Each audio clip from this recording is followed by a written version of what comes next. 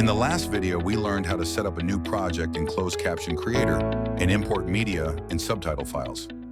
In this video, we'll look at working with rich metadata such as markers and audio peak data. This video is part of our iframe integration course for Closed Caption Creator and is intended for developers and product managers.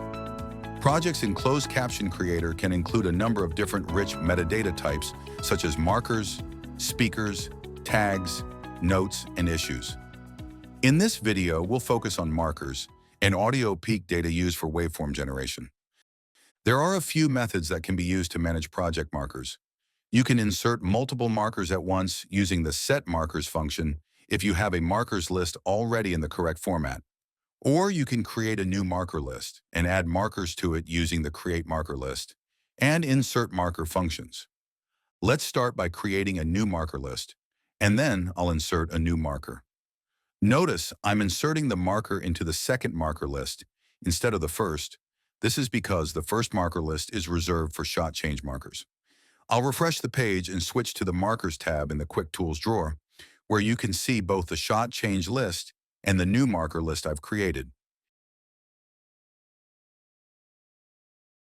If the user adds additional markers and we want to read these markers from the parent window, we can run the Get Markers function. To do this, let's create a new button in the top toolbar and add a new event listener to the button that gets called when the user clicks the button.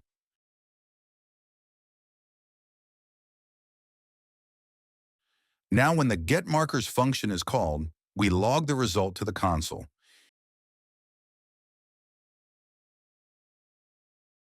Here you can see all marker lists and their markers.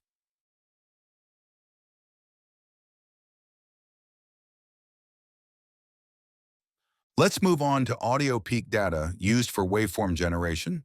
For smaller media files less than half a gig, you may not need to generate audio peak data.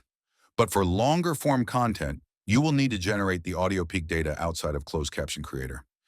In this video, we won't cover how to create the audio peak data, but there are a number of open source projects online that can help, including one from the BBC. We'll try to include links in the description below. In this video, I already have the audio peak data stored in a JSON file. In order to set the audio peak data, we'll call the Set Media Peaks path and paste in the URL for the JSON file. Now, when the user opens the timeline, the audio waveform will appear. We can also toggle the timeline via the parent window by calling the Toggle Timeline function. Now, when the page loads, the project is ready for the user. Keep in mind we can specify other rich metadata, such as notes, issues, and tags to help guide the user and provide more information for them to do their job. In the next video, we'll look at exporting our captions and saving our project.